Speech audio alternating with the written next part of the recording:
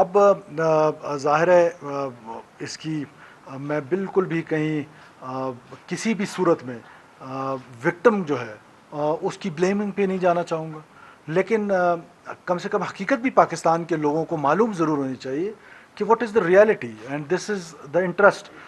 لوگوں کا بھی اس میں انٹرسٹ ہے کہ یہ واقعہ ہوا کیسے ہے، اس کے پیچھے کیا کار فرما تھے، جو عوامل تھے. اس میں میں زیادہ ڈیٹیلز میں نہیں جاؤں گا.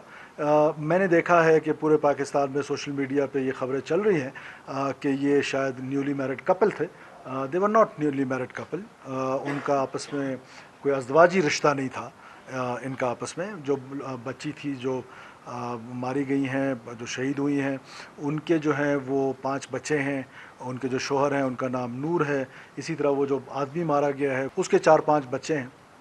تو یہ ایک اس کا آہستہ آہستہ جب اور ڈیٹیلز آتی جائیں گی، کم سے کم پاکستان کے لوگوں کو یہ معلوم ہونا چاہیے. کیونکہ میں نے اکثر دیکھا ہے سوشل میڈیا پلیٹ فارمز پہ، بلکہ مین سٹریم ٹی وی چینلز پہ بھی ایک آدھ جگہ پہ میری نظر سے گزرا ہے کہ وہ ان کو نیولی میرڈ کپل شو کر رہے ہیں. تو دس از دا ریالٹی. لیکن قتل ہے، جرم ہے، چاہے کچھ بھی کسی نے کیا ہو. کسی کو یہ اختیار حاصل نہیں ہے کہ اس بے دردی کے ساتھ، اس گھنونے انداز میں ویڈیوز بنا کر یا کسی بھی صورت میں کسی انسان کا قتل کریں. نہ حکومت اس کی اجازت دے سکتی ہے، نہ حکومت جو ہے وہ کسی بھی صورت میں ان قاتلوں کے ساتھ اتنی سی بھی ہمدردی رکھتی ہے. میں پہلے دن سے کہہ رہا ہوں کہ ریاست ہمیشہ مظلوم کے ساتھ رہی ہے.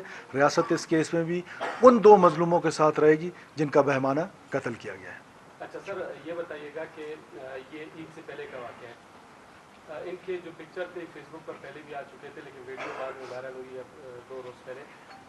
وہاں پر جو پولیس ہے یا انتظامیہ ہے ان کے خلاف بھی کارروائی ہوگی؟ ان کو کیسے علم نہیں تھا، علم تھا، انہوں نے پہلے کوئی کارروائی کیوں نہیں کی؟ وہاں کے ذمہ داروں کے خلاف بھی کوئی کارروائی ہوگی؟ ایک تو یہ ہے کہ میں پہلے آپ کو یہ بتا دوں کہ ہم کارروائی کر چکے ہیں. ہم نے اپنے اسپیشل برانچ کا جو ڈی ایس پی تھا وہاں کا، اس علاقے کا، اس کو سسپینڈ کر دیا ہے.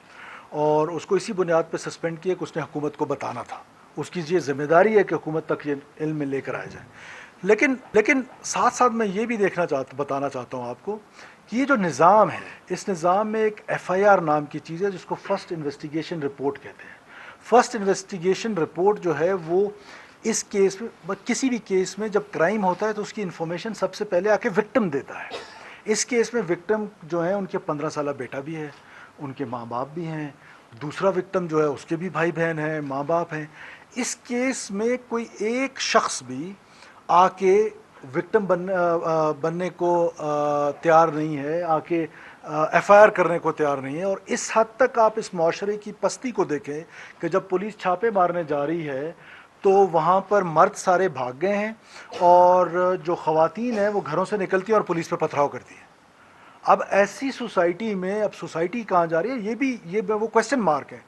پھر آج سوشل میڈیا میں میرے دوست، اب آپ لوگ کیونکہ بہت قابل احترام ہیں، آپ ڈگاری کو سمجھتے ہیں کہ ڈگاری کیا ہے. شاید وہ لوگ جو کراچی بیٹھے ہیں، جو لاہور بیٹھے ہیں، ان کو نہیں پتا کہ ڈگاری کیا ہے.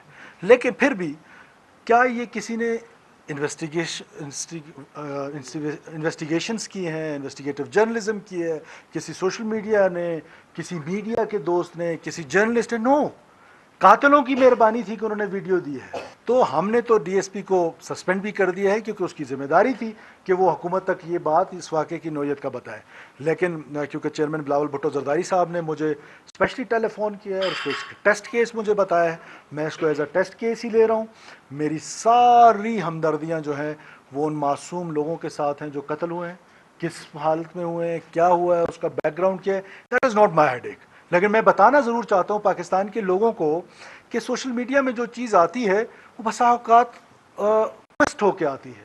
فارورڈ والی کہانی کی بجائے انویسٹیگیٹو جرنلزم کی طرف زیادہ ہمیں ایک دوسرے کو انکریج کرنا چاہیے. پاکستان کے لوگوں کو پتہ ہونا چاہیے کہ دیز آر دا ریئلٹیز. حکومت جو ہے وہ گرفتاریاں مزید بھی کرے گی اور انشاءاللہ تعالی ہم عدالتوں میں ان قاتلوں کو پیش کریں گے.